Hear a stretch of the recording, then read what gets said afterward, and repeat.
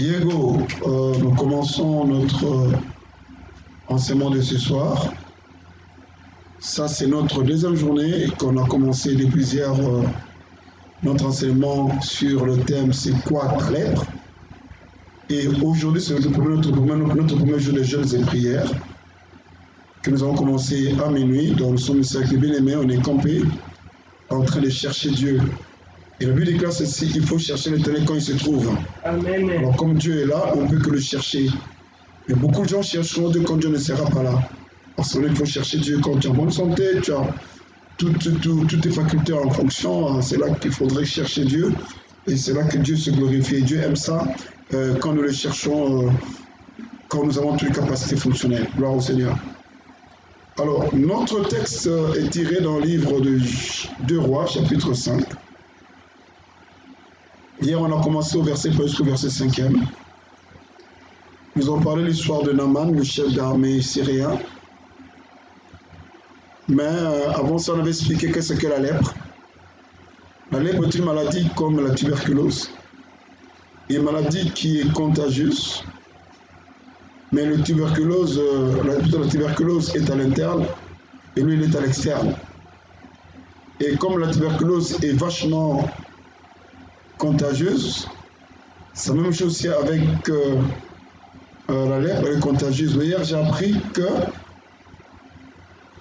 la lèpre, il y a un animal du genre, une bestiole, du genre nymphe et autres, qui est dans ton corps, comme une parasite. Et c'est ce dernier qui fait que quand cet animal est là, il y a les mecs qui sont serrés, il y a les lèvres qui partent, les nez qui partent, les oreilles qui partent, même les doigts être coupés, parce que la personne qui souffre de la lèpre n'a plus ce membre complet comme nous avons les autres, le nôtre. Et pour preuve, depuis le temps de la Bible, même dans la Bible, on déclare que les lépreux doivent être mis en quarantaine. Les lépreux vivent hors de la ville. Les lépreux, on a peur d'eux parce que leur maladie est contagieuse. Et c'est vrai, si une personne qui a la lèpre entre ici, c'est compliqué pour nous tous. Alléluia. Amen. Voilà pourquoi on les met en quarantaine. Et ici, chez nous, c'est au Hôpital de la Rive, vers Mongalema, au bord du fleuve Congo. Là, c'est là où se trouvent les lépreux. Et la plupart des pécheurs qui sont de ce côté-là sont des lépreux. Mais gloire à Dieu, nous croyons à la puissance de Dieu et que Dieu a le pouvoir, la capacité de guérir ces lépreux, tout cela au nom de Jésus. Amen. Mais la lèpre que nous parlons, c'est une lèpre spirituelle. Ce n'est pas la lèpre physique que nous en parlons ici. C'est moi, nous essayons de contextualiser les choses pour que nous puissions comprendre qu'est-ce que Dieu a voulu nous enseigner en ce lieu. Hier, nous avons dit que le général en chef du roi de Syrie, qui s'appelait Naaman, c'est entre ses mains ou c'est par lui que Dieu a délivré la Syrie de la main de ses ennemis. Et c'est ce qui a fait que Naaman avait beaucoup plus de considération du roi. Il était bien traité par le roi. Il avait la faveur du roi. Déjà, être chef MG, ça requiert beaucoup de loge, beaucoup de respect, beaucoup de civilité. Et de surcroît, il avait l'estime du roi, la confiance du roi. Il avait tout ce que du roi Dieu l'avait accordé. C'est la seule chose qui manquait à Naaman, c'était la royauté en fait. La Bible déclare que Naaman était lépreux. Donc cette lèpre était la chose, quoique les honneurs, les situations, le rang social et autres, mais quand il se retrouvait seul, il avait un souci, parce que le lépreux ne peut pas manger avec les gens à table. Donc Naaman ne peut pas embrasser ses enfants, il ne peut pas jouer avec ses enfants, il ne peut pas manger à table avec sa famille, même sa femme ne peut pas dormir ensemble parce qu'il était lépreux, de peur que cela puisse contaminer sa femme. Et c'est comme ça depuis la nuit des temps. Alléluia. Amen. Donc c'est pour dire que quand quelqu'un a la lèpre, c'est une personne qui est mise en quarantaine. C'est une personne qui vit le rejet. C'est une personne qui vit l'inconsidération. Et je crois que ce sont toutes ces choses-là que Naaman en subissait. Et pour Naaman, c'était un souci. Et voilà pourquoi la servante de la femme de Naaman. Parce qu'elle déclare qu'à cette époque-là, il y a eu une expédition des pillards syriens qui sont allés en Israël, plus précisément en Samarie, et ils ont pris parmi leurs butins de pillage, il y avait une jeune fille, qui est venue en Syrie. Et cette fille, elle était la servante ou elle était vendue comme esclave chez la femme du roi. Donc elle était la servante de la maîtresse. Et en fait, sa maîtresse était la femme du roi ou la reine. Alors la fille a vu comment souffrait son maître, son seigneur le général Naaman. Voilà pourquoi elle a dit à sa maîtresse qui est la femme de Naaman, si au moins mon maître, c'est ton mari, mon seigneur, le général en chef Naaman, était en Israël, en Samarie, les prophètes de Dieu qui est là-bas allaient les guérir. Alléluia. Amen. Et hier, on avait dit ceci, quand tu es à côté des gens, tu as une mission à leur apporter. Tu as un message, il faut que tu les apportes. Alléluia. Amen. Et cette fille a apporté la bonne nouvelle. Cette fille a parlé pour la délivrance, pour la guérison de Naaman le Syrien, parce qu'il souffrait beaucoup. Et cette fille a parlé des bienfaits de l'homme de Dieu. Mais nulle part dans la Bible on nous a dit que cette fille avait bénéficié, cette fille avait vécu, elle avait expérimenté la main de Dieu, de par le serviteur de non. Mais elle reconnaissait en cet homme de Dieu la chose de Dieu. Alléluia. Amen. Mais aujourd'hui, chose bizarre, même les enfants, même leurs pasteurs, ils ne parlent pas de l'homme de Dieu qui est devant eux. Ils préfèrent parler de l'homme de Dieu qui sont ailleurs. Au contraire, ils parlent de mal de l'homme de Dieu qui est avec eux. Non, c'est pas faisable. Alléluia. Amen. C'est pas faisable. Ici, nous voyons combien cette fille a parlé du bien de l'homme de Dieu, combien elle a parlé du bien du prophète de Dieu qui était en Israël. Et quand Naaman a appris ces choses, Naaman est parti et Naaman a parlé au roi et le roi a fait lettre à Naaman pour que Naaman apporte la lettre au roi d'Israël. Amen. Amen. Et ce qu'on va voir aujourd'hui, c'est la lettre qui est arrivée entre les mains du roi d'Israël. C'est 1 Roi chapitre 5, cette fois-ci le verset 7 à 12.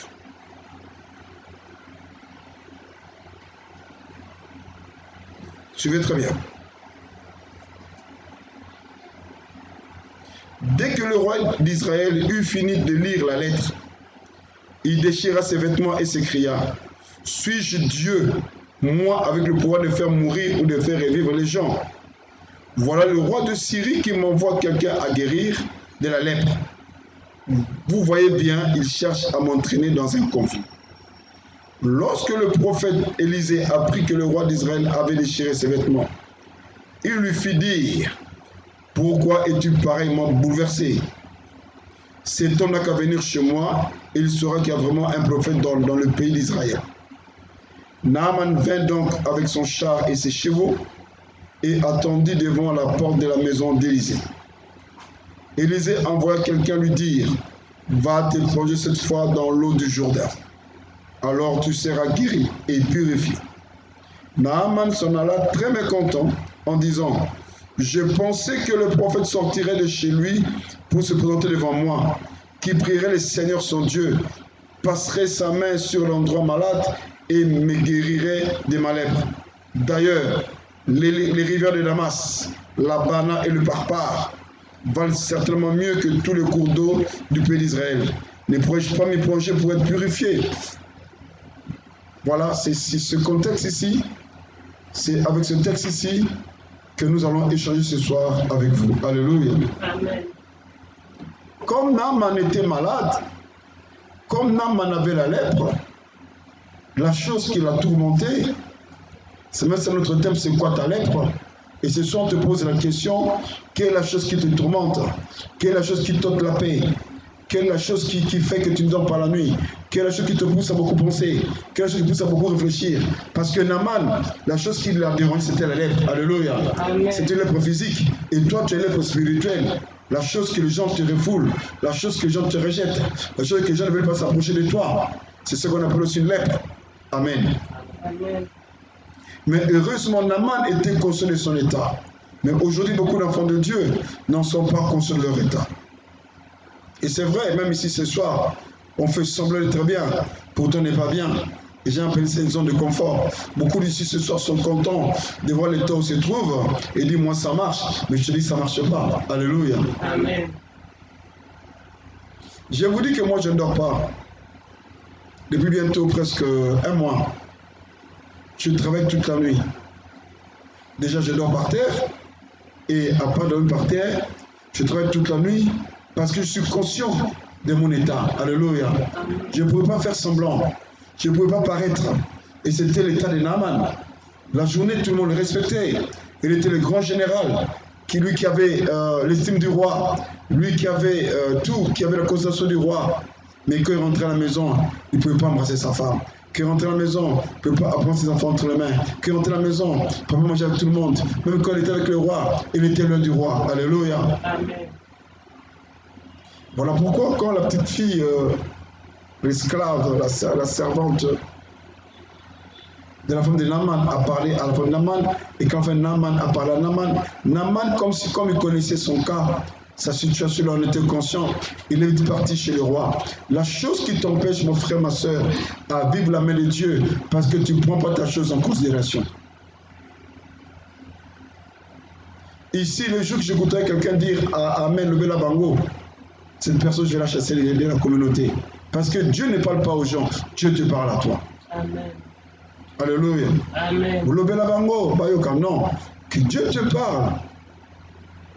C'est l'Esprit de Dieu qui confonde une personne que non, c'est que Dieu dit c'est moi. Mais ce n'est pas autant de dire, levez la bango, alléluia. Naaman, il était conscient de son état, il était conscient de sa situation. Et la chose qui a fait que Naaman puisse écouter ce que la fille avait dit, et elle a dit au roi, mais malheureusement, le roi, au lieu de demander au roi d'Israël, son homologue, de faire appel aux hommes de Dieu ou je ne sais pas, des guérisseurs quoi, pour son général, le roi écrit la lettre. On va lire comme le verset 6. Je t'envoie mon général Naaman, portez cette lettre pour que tu le guéris de sa lettre. Le roi de la Syrie a écrit au roi d'Israël que le porteur de la lettre qui est Naaman est devant lui pour que le roi le guérisse. Et voilà comment beaucoup de gens, des fois, font erreur. Quand la fille a parlé, la fille a dit qu'il y avait un prophète, il y avait un serviteur en Israël, en Samarie. Alléluia. Amen. La fille n'avait pas dit nullement que non, il dit le roi non. Vous voyez pourquoi des fois, nous ne sommes pas guéris de notre lèpre, nous ne sommes pas guéris de ce qui nous tourmente, parce que nous tapons à côté, parce que le roi, aucunement n'a le pouvoir de guérir quelqu'un. Même David, dans toute sa gloire, dans toute sa puissance et autres, n'a pas pu guérir, bien que David faisait aussi office de prophète. Parce que tout et chacun, Dieu a déposé en lui une grâce particulière. Amen. Tout le monde peut prêcher, tout le monde peut prier, mais tout le monde n'est pas intercesseur. Tout le monde peut prêcher, mais tout le monde n'est pas enseignant. Est-ce que quelqu'un me comprend? Amen. Donc chacun, Dieu a mis sa grâce en lui. C'est comme moi maintenant, je suis dans l'histoire de l'audiovisuel. Je dois aller étudier l'audiovisuel. Voilà, ça fait un temps, je n'arrive pas à écrire quelque chose là, à faire quelque chose. Parce que je ne connais pas l'audiovisuel. Mais quand j'apprends l'audiovisuel, ça ne me coûterait rien pour faire ce que je veux faire. Alléluia. Amen. Donc c'est pour dire que la personne qui a étudié l'audiovisuel et spécialisée en cela, il le fera très bien que moi. Donc si cela m'intéresse, il faut que j'aille faire l'audiovisuel. Mais aujourd'hui, les gens tapent à côté parce qu'il a prié Dieu. Parce que quand il a prié, il a une vision. Ou quand il dormait, il a fait un songe. Ou dans la prière, il a prophétisé. Il dit, je suis devenu prophète, je suis devenu serviteur de Dieu. Il commence à s'opposer aux hommes. C'est pas ça. Alléluia. Amen. C'est pas ça. Voilà même la raison pour laquelle au Congo, il y a la bouillabaisse dans le service de Dieu. Parce que tout le monde s'est dit qu'il est serviteur de Dieu. Et ces rois aussi devaient faire ça aussi. Voilà, je suis roi d'Israël, j'ai pris pour Naaman. Mais il dit non. Au verset 7. Il dit non. Suis-je Dieu, moi, pour avoir, j'ai aimé, hein, pour avoir le pouvoir de faire mourir, de faire revivre les gens. Voilà, maintenant, là, je comprends que le roi de Syrie cherche un conflit. Parce que je suis roi, moi c'est l'administration, moi c'est le pays, moi c'est pas ces choses. Alléluia. Amen. Si tu veux que ta lèpre finisse, mon frère, ma soeur, N'empiète pas le terrain que tu ne maîtrises pas. Alléluia. Amen. Moi, pour être un fin prédicateur, j'ai fait la théologie. Donc, tu peux avoir toutes tes révélations. Mais quand moi, ton prêcheur central que non, lui, il sait ce qu'il dit, lui, il ne sait pas ce qu'il dit, bien qu'il ait l'Esprit de Dieu. Alléluia. Amen. Parce qu'à la théologie, on nous apprend des choses. Mais si je suis en train de prêcher, non, c'est la typologie maintenant. Et on apprend cela à la théologie. Donc, je ne peux pas faire la médecine. Enfin, je ne peux pas guérir quelqu'un avec une piqûre, bien que je peux prier pour quelqu'un soit guéri. Donc, c'est un médecin qui peut pour quelqu'un pour être guéri avec une piqûre. Mais moi, je peux poser les mains, alléluia, pour preuve à la Croix-Rouge. Parce que je suis la Croix-Rouge congolaise de Brazzaville, on nous avait strictement interdit l'automédication. Donc, si quelqu'un est malade, il doit vite aller au poste de santé le plus proche. Alléluia. Amen. Et c'est ce que le roi a fait. Le roi réagit, il a dit, je suis qui, moi? Je suis qui pour guérir? Je suis un Dieu. Je suis un Dieu, moi, pour aller intervenir, pour guérir quelqu'un. Ah ça, le roi de Syrie me cherche un problème. La Bible déclare que le roi a déchiré ses habits. Et quand on déchire ses habits, ça signifie une désolation. Il était désolé. Il s'est mis en nu, il dit voilà, je ne peux plus me cacher. Parce que ce qui m'arrive, tout le monde est au courant. Le roi de Syrie nous cherche la guerre. Et à cette époque-là, la Syrie était une grande nation. C'était une armée forte. Elle dit voilà, ça y est, les 40 sont cuites. C'est fini pour moi.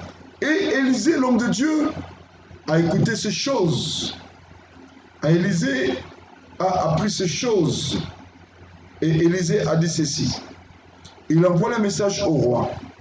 Il dit, pourquoi es-tu pareillement bouleversé? Cet homme n'a qu'à venir chez moi et il saura qu'il y a vraiment un prophète dans le pays d'Israël. Alléluia. Amen. Et oui, parce que le roi s'agitait pour rien. Le roi ne pouvait que dire, d'accord, j'ai vu la lettre, mais je fais appel à Élisée.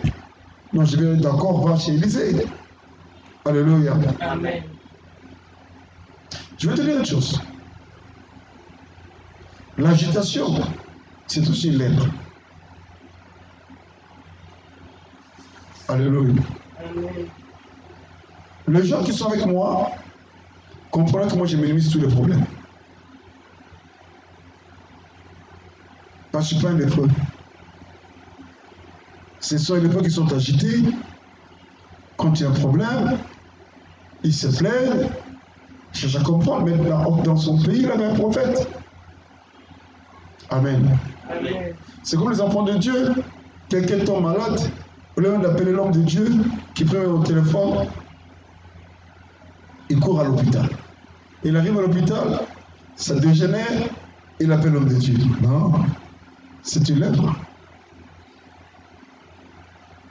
Certes, nous tous, nous avons le pouvoir de prier, comme la parole de nous le déclare, mais l'homme de Dieu est revêtu de notre puissance. Parce que l'homme de Dieu, il a l'onction de service. Amen. Amen. L'homme de Dieu a l'onction du service. L'onction que l'homme de Dieu a, tu ne peux pas l'avoir. Tu ne peux pas l'avoir. Voilà qu'à partir d'aujourd'hui, n'empiète pas les pas. Alléluia. Amen. N'empiète pas les pas. Il faut qu'il y ait une limitation. Ça, c'est mon affaire. Ça, c'est l'affaire de l'homme de Dieu. Et ça bénit. Le roi a empiété les pas. C'est une lèpre. Il a déchiré les habits. C'est une lèpre. Il savait qu'en Israël, il y avait un prophète. Est-ce qu'il devait, est-ce que cela devait le pousser à faire des problèmes? Non. Il devait dire carrément dire à Naaman, écoute Naaman, c'est pas de problème, tu es arrivé, tu sois bienvenu. Tu seras logé là, comme ça, demain, je fais appel au prophète, il va prier pour toi. Ou carrément demain, tu vers le prophète. C'était fini, l'affaire était réglée, un temps de mouvement. Mais lui, non. C'est ça, lèpre. Faire ce qu'il n'est pas demandé à faire. Alléluia. Amen. C'est ça la lèpre.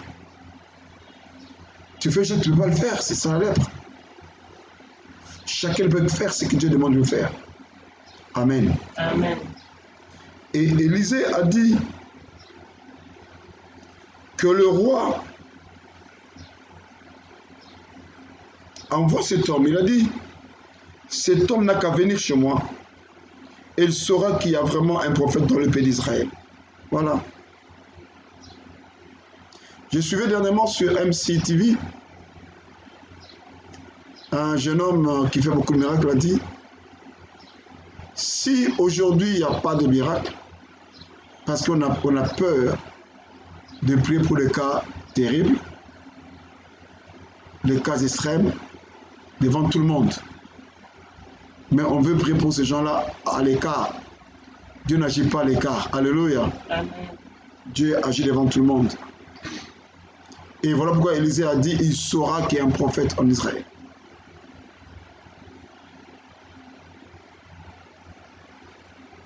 Ta lèpre, elle est là où? Parce que toi, tu ne crois pas qu'il y a des hommes de Dieu qui peuvent faire des miracles dans ce pays. Alléluia. Amen. Oui, tellement beaucoup de fausseté, tu ne crois pas. Non, mais écoutez, Dieu a encore une réserve.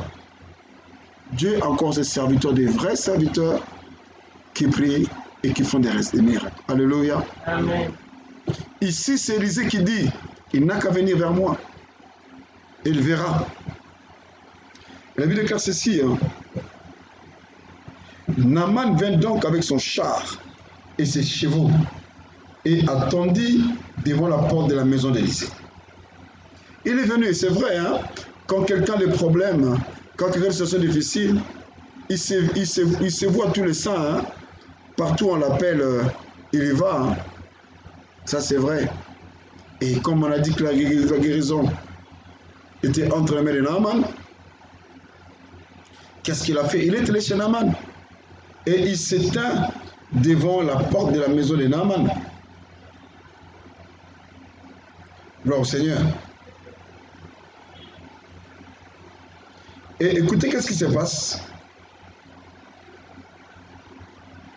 Élisée envoie quelqu'un, Élisée ne l'a même pas vu. Élisée envoie quelqu'un lui dire, va te plonger cette fois dans l'eau du Jourdain. Alors tu seras guéri et purifié. Il ne l'a même pas vu. Il ne l'a même pas vu. Mais il a dit, va te jeter dans l'eau, dans le Jourdain, cette fois, et tu seras purifié et guéri. Alléluia. Amen. Et cette parole de l'homme de Dieu, du prophète Élisée, avait tourmenté, avait choqué Naaman le Syrien. Écoutez Naaman. Naaman s'en alla très mécontent en disant, je pensais que le prophète sortirait de chez lui pour se présenter devant moi, qu'il prierait le Seigneur son Dieu, passerait sa main sur l'endroit malade et me guérirait des maladies. Ah. C'est comme toi, c'est une lèpre. Tu veux que l'homme de Dieu fasse comme tu l'entends? Non. Amen. Amen. Non. L'homme de Dieu ne peut jamais faire comme tu l'entends. C'est que moi je sais que l'obéissance est avec le sacrifice. Pour Naaman, c'était, comme il était devant la porte d'Élisée, Élisée allait venir devant lui, comme il est une autorité, comme le chef d'armée. Non, chez Dieu, il n'y a pas d'autorité. Chez Dieu, on est tous enfants de Dieu. Amen. Amen. Vous avez dit que c'est des histoires. Non, vous allez voir. Si vous ne fouillez pas, vous restez avec nous, vous allez voir que nous avons des autorités qui vont commencer à prier avec nous. Vous allez voir. Et ces autorités vont s'asseoir et ils seront des enfants devant nous. Alléluia. Amen. Donc s'il fait erreur, on le traitera durement. Parce que c'est ça l'homme de Dieu que Dieu cherche. Amen. L'homme de Dieu que Dieu cherche, ce n'est pas l'homme de Dieu qui est corruptible, qui a peur des autorités, qui a peur. Non. Alléluia. Naaman était une autorité, mais Élisée savait qu'il dépendait de Dieu très haut. Amen. Il n'a pas vu Naaman. Il a envoyé Géasi, son serviteur, va lui dire à Naaman le Syrien qu'il se jette dans le Jourdain et puis il sera purifié et guéri. Et Naaman a dit non, ça ne marche pas. Moi, c'est Naaman, le grand chef d'armée. Il devait sortir, venir devant moi. s'est présenté, me faire des civilités, et après pleurer sur Dieu, et tendre sa main sur moi, et puis voilà, j'allais être guéri. Alléluia. Amen. Je te dis ce soir, si Dieu veut te guérir, il n'a pas besoin de te poser les mains. Il n'a pas besoin de faire un geste quelconque. Dieu te guérira. Amen. Dieu te délivrera. Amen. Dieu changera ta situation. Amen. Et je crois, il convenait avec moi hier soir, on était en prière ici. Non, ce matin, je veux dire, j'avais une vision. J'avais une vision d'un endroit où on était jadis. Et j'ai cité un nom de personne. Et quelqu'un qui était à côté de moi, quand a écouté, il a dit, depuis que j'ai cité ce nom prié, le ventre tourmenté. C'est ça, donc on n'a pas le temps de poser les mains. Mais c'est avec une vision que Dieu a opéré. Alléluia. Amen.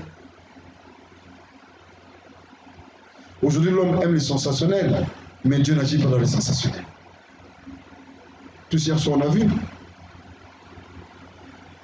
Et nous croyons que le fait que la personne est allée s'est soulagée, ce sont les démons qui sont partis. Parce que quand toi, tu as mangé les trucs bizarres qui sont dans ton ventre, eh bien, ces démons-là partent avec diarrhée, ces démons-là partent avec vomissement, ces démons partent avec beaucoup de choses. Alléluia. Amen. Donc, ce que la sœur a vécu à subi hier, c'était sa délivrance. Que Dieu soit loué. Amen. Donc, on ne l'a pas imposé les mains, mais on a eu la vision, et la vision fait des effets. Amen. Amen. Que Dieu soit loué. Amen. Comme tout à l'heure, quelqu'un m'a confirmé la vision que j'avais pour elle. Enfin, c'est une personne. Alléluia. Amen. La nuit qu'on priait, il y avait une vision quelconque. Et ce matin, me dit effectivement, je me suis rappelé de ça. Donc, ça, c'est ça Dieu. Donc, si Dieu veut opérer en toi, Dieu n'agira pas comme tu veux qu'il agisse, mais Dieu agira dans sa divinité. Amen. Alors, le fait que tu veux que Dieu agisse comme tu l'entends, c'est une lèpre. C'est la tempête, j'ai vu la main de Dieu. Amen. Amen. Est-ce que quelqu'un me comprend là? Amen. Donc, pour Naaman, il a fallu qu'Élisée sorte. Et il continue de dire ceci. D'ailleurs, les rivières de Damas, en Syrie, je veux dire, l'Abana et le Papa, valent certainement mieux que tout le cours d'eau du pays d'Israël. Ne pourrais-je pas m'y plonger pour être purifié? Alléluia. Naaman fit donc demi-tour et s'en alla furieux. Est-ce que vous comprenez? Naaman était énervé parce que l'homme de Dieu n'a pas pu agir comme il entendait. C'est l'homme de Dieu l'a demandé. Il a dit non, moi je suis Naaman. Il ne pourrait pas faire ça. Il devait sortir, se présenter devant moi, il pouvait pleurer son Dieu et bouger sa main et que Dieu me guérisse. Et voilà, il m'envoie me jeter dans le Jourdain. Écoutez, chez nous à Damas, on a de l'eau. On a on a le parpa. Donc, il a fait demi-tour, il est parti. C'était ça sa lettre. Et toi, quelle est ta lettre? Amen. Amen. Et toi, quelle est ta lettre? Et demain, nous allons enchaîner. Et nous croyons que Dieu parlera abondamment. Et Dieu fera puissant. Amen. Amen. Voilà, notre culte, notre enseignement ce soir est fini. Donc c'est le deuxième jour, vous qui nous suivez en ligne. Demain, on sera encore ici. Et dimanche, nous allons clôturer cet enseignement dans le culte de dédicace du mois et des prières pour les femmes.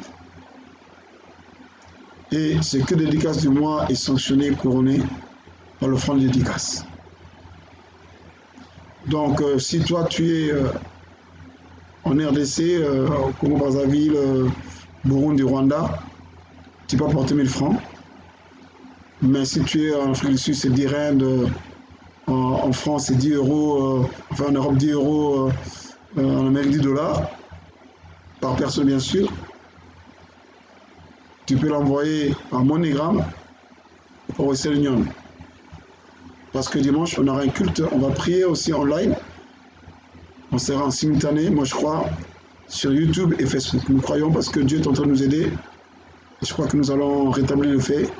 et Dieu bénira abondamment. Restez bénis et que le grand bien vous fasse. Amen. Mais ne manquez pas surtout, on aura dimanche le 16, on aura un culte dénommé Restoration Sunday, donc dimanche restauration. Pendant 4 mois, on était démolis, on était rouillés, on était détruits, on est resté sur place. Alors, dimanche, le 16, nous aurons un culte. On va prier sur la restauration. Ça sur ce culte d'action des grâces. Et on apporte aussi le fond d'action des grâces à notre Dieu. Le fait qu'il nous a gardés protégés et que nous ne sommes pas morts pendant le Covid. C'est que nos parents, voilà pourquoi nous vous communiquons en tant que tels. Et que vous puissiez être avec nous ces jours-là. Que Dieu bénisse abondamment et que le grand bien vous fasse. Restez bénis. Ciao, ciao. Ciao.